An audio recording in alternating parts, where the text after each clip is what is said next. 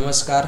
આજે આપણે આ વિડીયોમાં અંગ્રેજી વિષયનો એક ટોપિક એટલે કે ટાઈપ્સ ઓફ સેન્ટેન્સીસ, વાક્યના પ્રકારો, તેના વિશે આજે આપણે જોઈશું. શરૂઆત કરીએ. અંગ્રેજીમાં ટાઈપ્સ ઓફ સેન્ટેન્સીસ એટલે કે વાક્યના પ્રકારો. અંગ્રેજીમાં મુખ્યત્વે વાક્યના 4 પ્રકાર પડે છે. પ્રથમ, એસર્ટિવ और डिक्लेरेटिव सेंटेंसीस, विधान वाक्यों. 2, इंट्रोगेटिव सेंटेंसीस એટલે કે પ્રશ્નાર્થ વાક્યો. 3, ઇમ્પરેટિવ સેન્ટેન્સીસ, જેને ગુજરાતીમાં કહેવાય છે આજ્ઞાર્થ વાક્યો. અને 4, એક્સક્લેમેટરી સેન્ટેન્સીસ એટલે કે ઉદ્ગાર વાક્યો.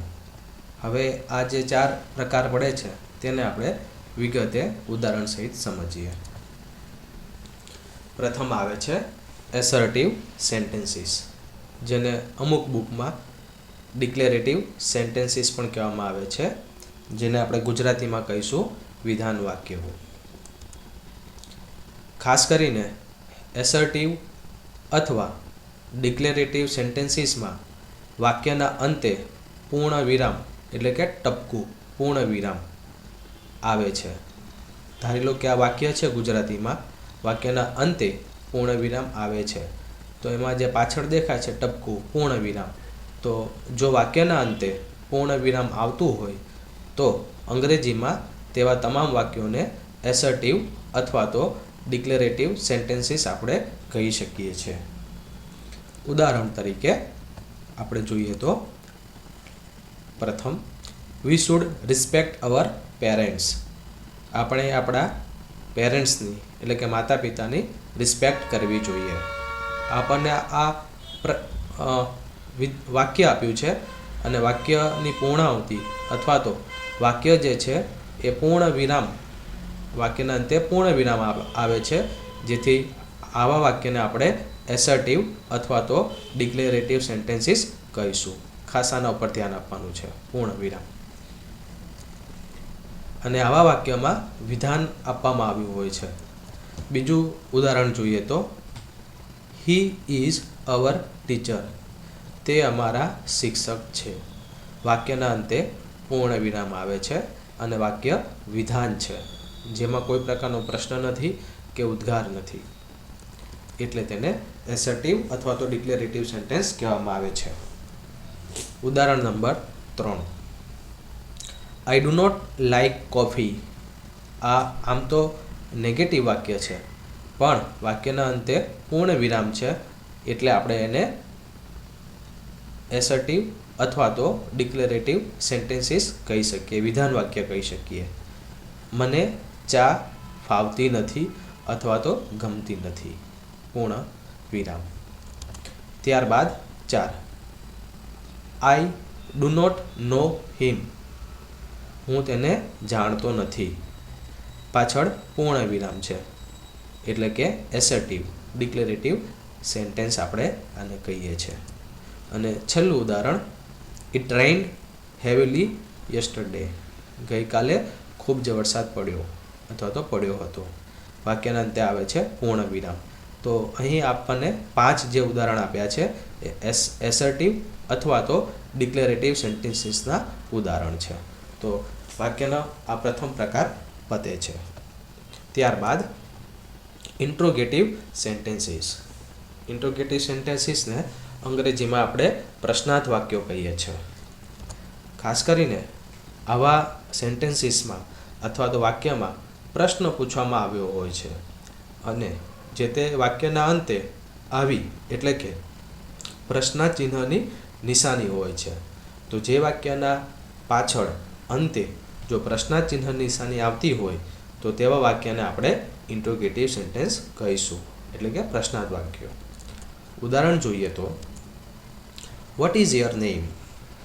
પાછળ પ્રશ્નાર્થ ચિહ્ન છે, એટલે આ જે વાક્ય છે એ ઇન્ટ્રોગેટિવ સેન્ટેન્સ કહી શકાય. ખાસ કરીને ઇન્ટ્રોગેટિવ સેન્ટેન્સના અંદર શરૂઆત જે છે એ WH શબ્દથી થતી હોય છે. આપણે જોઈએ ઉદાહરણમાં એટલે ખ્યાલ આવશે. WH છે અથવા તો HOW હાવ છે વગેરે.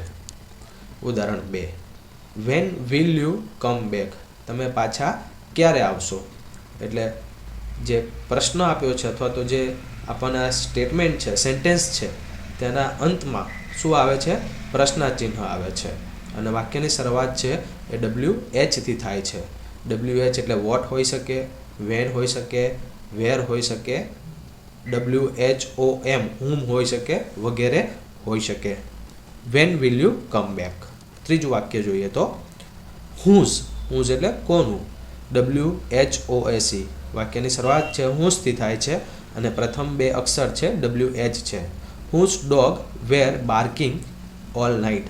આખી રાત કોના કૂતરા ભસતા હતા. અને વાક્યની પાછળ જે છે એ પ્રશ્નાચિહ્ન છે. તો આ ત્રણ વાક્ય જે છે ઇન્ટ્રોગેટિવ સેન્ટેન્સ એટલે છે કારણ કે વાક્યની શરૂઆત જે છે એ WH થી થાય છે અને એન્ડ અથવા તો વાક્ય જે પૂર્ણ થાય છે ત્યારે પ્રશ્નાચિહ્નની નિશાની આવે છે. તેવી રીતે બીજા પણ વાક્યો આવી શકે. Where do you leave. વાક્યની શરૂઆત છે એ WH થી થાય છે, પ્રશ્ન પૂછાય છે. વેર એટલે કે ક્યાં. ડુ યુ લીવ, તમે ક્યાં રહો છો. અને વાક્યનો અંત છે એ પ્રશ્નાચિહ્નથી થાય છે. ત્યારબાદ હાઉ આર યુ, તમે કેમ છો.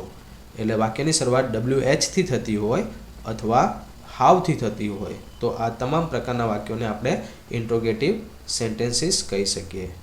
એવું પણ આવી શકે ડુ યુ લાઇક ટી, તો એ પણ એ પ્રશ્નાચિહ્ન છે અને પાછળ જે છે એ પ્રશ્નચિહ્ન એટલે કે ક્વેશ્ચન માર્ક, અંગ્રેજીમાં આને આપણે ક્વેશ્ચન માર્ક કહીએ છીએ. તો આ તમામ જે છે એ ઇન્ટ્રોગેટિવ સેન્ટેન્સીસ છે.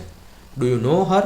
એક વધુ ઉદાહરણ જોઈએ તો ડુ યુ નો હર, તમે તેને જાણો છો અને પાછળ પ્રશ્નચિહ્ન પૂછ્યો છે એટલે આ પણ એક પ્રશ્નાર્થ વાક્ય થઈ શકે. Have you seen the Kerala. One more example. બીજું એક વધારાનું આપણે એક્ઝામ્પલ જોઈએ. Have you seen the Kerala. શું તમે કેરાલા જોયું છે? અને પ્રશ્ન પૂછ્યો છે. તો આ તમામ જે વાક્યો આપ્યા છે એ પ્રશ્નાર્થ વાક્યો છે. અંગ્રેજીમાં એને ઇન્ટ્રોગેટિવ સેન્ટેન્સીસ કહી શકાય. ત્રીજો જે ભાગ આવે છે, પ્રકાર આવે છે, એને ઇમ્પરેટિવ સેન્ટેન્સીસ કહીએ છીએ, આજ્ઞાર્થ વાક્યો કહીએ છીએ કે જેના અંદર આપણને શું બતાવ્યું હશે તો આદેશ હોય, વાક્યના અંદર આદેશ આપવામાં આવ્યો હોય, વિનંતી કરવામાં આવી હોય કે સલાહ આપવામાં આવતી હોય તો તેવા દરેક વાક્યને આપણે ઇમ્પરેટિવ આજ્ઞાર્થ વાક્ય કહી શકીએ. આદેશ, વિનંતી કે સલાહ, આ ત્રણ શબ્દને જરા ધ્યાનમાં રાખવાના. અને વાક્યના અંતે મોટે ભાગે પૂર્ણ વિરામની નિશાની આવતી હોય છે. ઉદાહરણ જોઈએ. ગો. આપણે નથી કહેતા અહીંથી જતા રહો, ગો. આપણે શું કર્યો? આદેશ આપ્યો, ગો, જતા રહો. એટલે આદેશ આપવામાં આવે છે અને વાક્યનો અંત જે છે એ પૂર્ણ વિરામથી થાય છે એટલે આને આપણે ઇમ્પરેટિવ સેન્ટેન્સ કહી શકીએ. આદેશ કરીએ છીએ. આમાં સલાહ નથી આપતા કે વિનંતી નથી કરતા, આપણે ગો એમ કહીએ છીએ. બીજું વાક્ય ડુ નોટ વેસ્ટ ટાઈમ અથવા તો ડુ નોટ વેસ્ટ વોટર. પાણીનો બગાડ કરવો નહીં અથવા તો કરશો નહીં. તો આના અંદર આપણે આદેશ નથી કરતા પણ એક વિનંતી કરીએ છીએ અથવા તો સલાહ આપીએ છીએ. ડુ નોટ વેસ્ટ વોટર અને વાક્યના અંતે પૂર્ણ વિરામ આવે છે તો આને આપણે ઇમ્પરેટિવ સેન્ટેન્સ કહીએ છીએ. ત્રીજું પ્લીઝ ક્લોઝ ધી ડોર અથવા તો વિન્ડો, કે મહેરબાની કરીને દરવાજો બંધ કરો અથવા તો ઓપન કરો. પ્લીઝ ઓપન ધી ડોર એવું પણ આવી શકે. અહીં આપણને કીધું છે પ્લીઝ ક્લોઝ ધી ડોર, કે દરવાજો બંધ કરો. અહીં આપણને વિનંતી કરવામાં આવી છે કારણ કે આગળ શું લખ્યું છે? પ્લીઝ લખ્યું છે, વિનંતી કરી છે. આદેશ અથવા તો સલાહ નથી આપી અને વાક્યના અંતે પૂર્ણ વિરામ આવે છે એટલે આને આપણે ઇમ્પરેટિવ સેન્ટેન્સીસ અથવા તો આજ્ઞાર્થ વાક્ય કહીશું. ચોથા નંબરનું ઉદાહરણ ડુ નોટ કિલ. મારશો નહીં. બરાબર છે. તો અહીંયા આપણને એક સલાહ આપી છે અથવા તો એક વિનંતી કરી છે કે ડુ નોટ કિલ, મારશો નહીં અને વાક્યના અંતે પૂર્ણ વિરામ આવે છે. અને છેલ્લું ઉદાહરણ છે live and let others live. બરાબર છે. જીવો અને બીજાને જીવવા દો. તો આ પણ એક આપણને વિનંતી કરી છે, સલાહ આપી છે તો જેથી કરીને વાક્યને અંતે અહીંયા પૂર્ણ વિરામ મૂકવાનું રહી ગયું છે, પણ તે ઇમ્પરેટિવ સેન્ટેન્સ છે. અને છેલ્લું જે આવે છે એક્સક્લેમેટરી સેન્ટેન્સીસ અથવા તો ઉદ્ગાર વાક્યો. તો વાક્યમાં એકાએક લાગણી કે ઈચ્છા, ખાસ આ બે શબ્દો પર ધ્યાન આપવાનું છે. લાગણી અથવા તો ઈચ્છા દર્શાવતું હોય તો તેવા વાક્યને આપણે ઉદ્ગાર વાક્ય કહીએ છીએ. અને મોટે ભાગે વાક્યને અંતમાં આ ઉદ્ગાર ચિહ્નની નિશાની આવતી હોય છે. ઘણી વખત શરૂઆતના પ્રથમ શબ્દ પછી પણ આવતી હોય છે. આપણે ઉદાહરણમાં જોઈશું એટલે વધારે ખ્યાલ આવે. ઘણી વખત આપણે એવું જોયું હોય કે રોડ ઉપર એક્સિડન્ટ થઈ જાય તો તાત્કાલિક એકાએક આપણી એક લાગણી અથવા તો એકાએક આપણાથી બોલાઈ જવાય કે અરે એમ બોલાઈ જવાય. કદાચ કોઈકનું સારું એવું થયું હોય તો આપણે બોલીએ છીએ કે શાબાશ, રાઈટ. તો આ જે ઉદાહરણ છે એને આપણે ઉદ્ગાર વાક્યમાં મૂકી શકીએ. ઉદાહરણ તરીકે જોઈએ તો what a beautiful flower it is, કે કેટલું સુંદર આ ફૂલ છે, રાઈટ.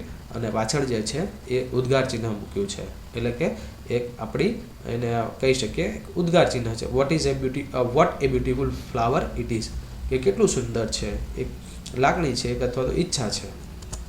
તેવી રીતે ઓ vote A full he is, કે અરે એ કેટલા મૂર્ખ છે. તો અહીંયા શરૂઆતમાં પણ આવે છે. આવા શબ્દ ઉપયોગ થતા હોય તો એ આપણે ઉદ્ગાર વાક્ય છે. અને પાછળ પણ ઉદ્ગાર ચિહ્ન આવતું હોય છે, જે અહીં આપણે હાઇલાઇટ કર્યું છે.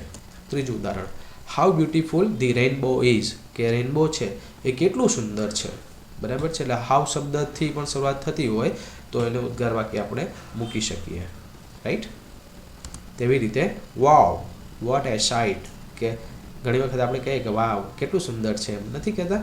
તો વાવ વોટ એ સાઇટ, કે કેટલી સુંદર વાવ અથવા તો કેટલી સુંદર આ સ્થળ છે અથવા તો જગ્યા છે. એક લાગણી થાય છે, એક ઈચ્છા થાય છે.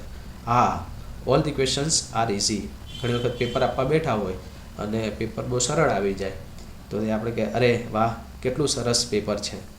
તો all the questions are very easy. હવે તમને સ્વાધ્યાય આપું છું, જેના જવાબ તમારે યુટ્યુબ કોમેન્ટમાં બધા એકી સાથે આપવાના રહેશે. 4 પ્રશ્નો પૂછવામાં આવે છે. વોટ એ સરપ્રાઇઝ, આ જે છે એ વાક્યનો પ્રકાર તમારે દર્શાવવાનો છે. બીજું આવે છે પ્લીઝ લીવ, કે મહેરબાની કરીને અહીંથી જતા રહો. ત્રીજું વાક્ય છે વેર ઇઝ બસ સ્ટેન્ડ, કે બસ સ્ટેન્ડ ક્યાં છે.